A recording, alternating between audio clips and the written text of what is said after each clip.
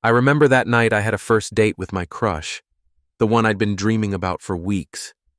I did everything right. Opened the car door, brought flowers, played the gentleman like in the movies. I was nervous, sure, but I wanted her to see the best version of me. The evening felt like a scene out of a romantic film, every smile and laugh fueling the hope that this was the start of something real. But the next day, ghosted. No calls, no texts, no explanations. That silence hit me harder than I ever expected. It shattered my illusions and became my turning point. In that moment, I realized something essential.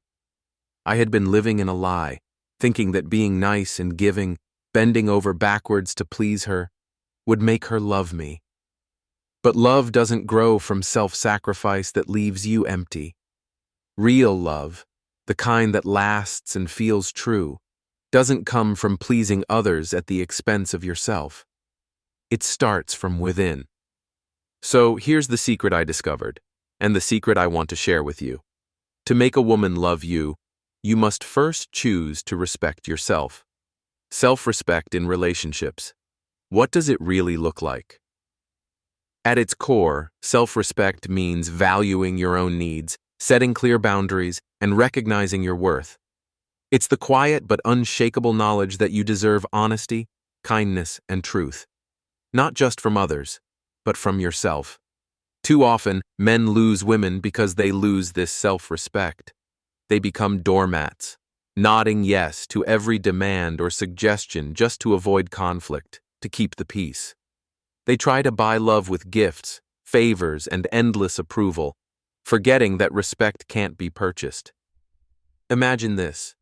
You always agree to go wherever she wants, even if you don't enjoy it. Movie night at her place, dinner at her favorite spot, events you have no interest in. You say yes every time. Then one day, you suggest your favorite place for a change, something meaningful to you, and she refuses without reason. You still say yes, just to keep things smooth.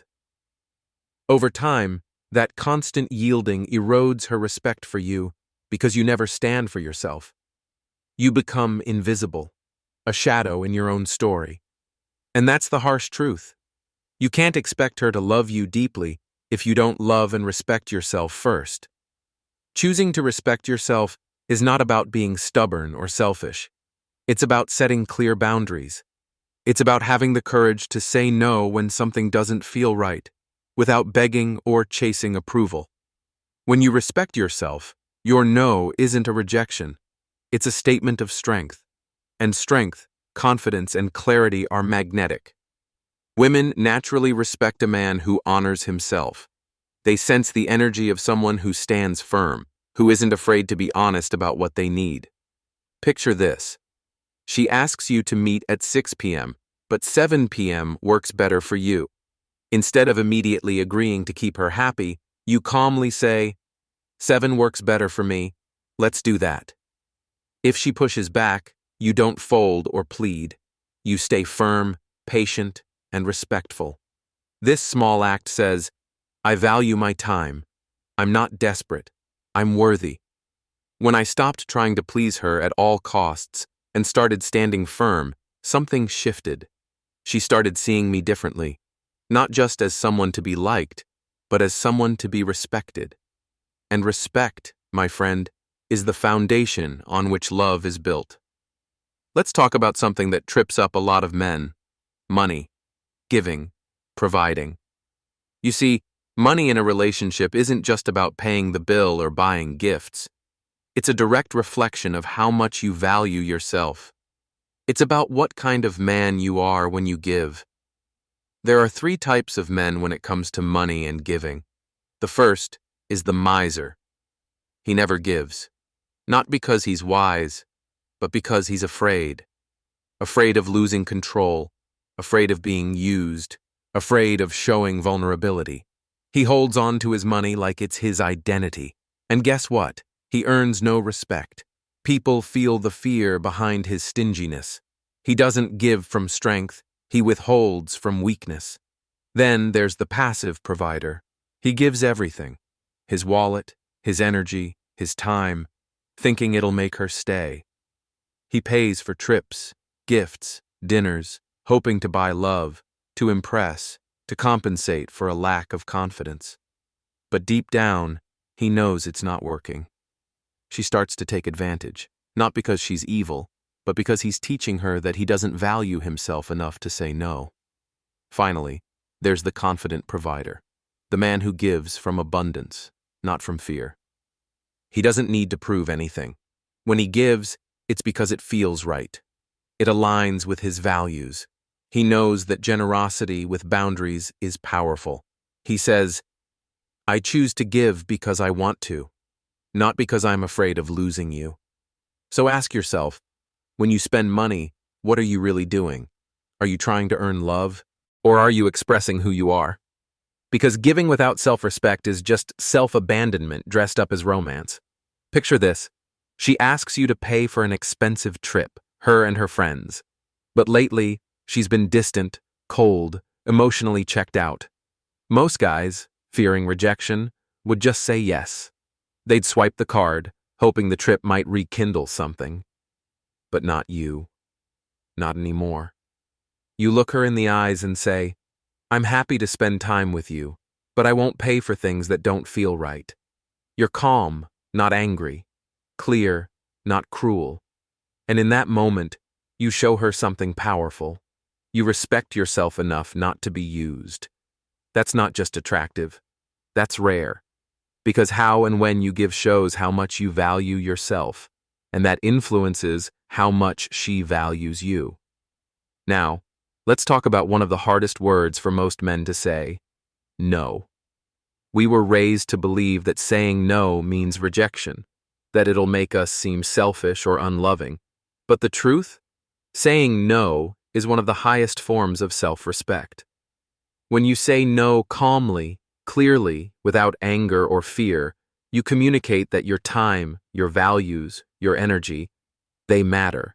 And ironically, it's that strength that makes her respect and desire you even more, not less. Let me give you some examples. She wants to change your plans last minute. Maybe you had a long-standing night out with your friends, and now she wants you to cancel to see her. The old you? You'd fold, you'd apologize, make excuses, text your friends, and drop everything. But the man you're becoming? He says, "No, I already made plans. Let's meet another time." You're not rejecting her. You're showing her, and yourself, that your life doesn't revolve around anyone's whims. And that, my friend, is magnetic. Or maybe she hints that she wants a new gift, something pricey, but you know it's just a way to test how far she can push. You say no, not out of fear, but out of principle, because giving shouldn't be a performance. It should be a choice rooted in value and truth. There's a big difference between a no that comes from desperation and a no that comes from power.